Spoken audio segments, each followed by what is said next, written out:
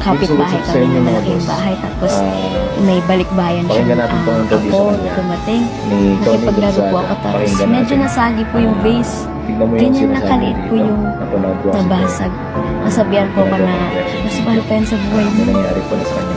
So, parang tumatak po yun sa akin na balang araw magsisipag talaga ako para hindi ako masabihan ng gano'n kasi Mas mahal pa yan sa buhay po mo. ganun Ilan kalit. taong ka lang yun? Bago po ako mga Itbulaga, mga So, di ba?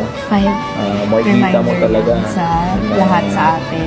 talagang Na lahat ng mga, napaka-bless ng mga family. simpleng salita natin sa isang bata.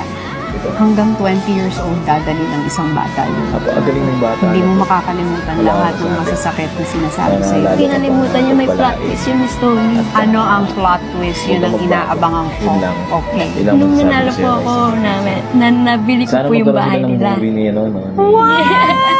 Di ba parang ano? Ang galing. Teleserye! Di Ngayon ba? po, nabili ko po yung bahay Mas lalo pa tong ng kapitbahay namin kasi siya yung Yan ang Bagay sa mga sinasabi ano, ko sa yung inyong comedy Kaya- plot work. twist.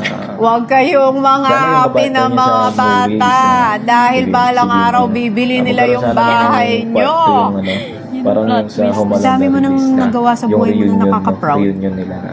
Ano yung Sana pinaka-proud magkaroon moment part two para yung sa'yo?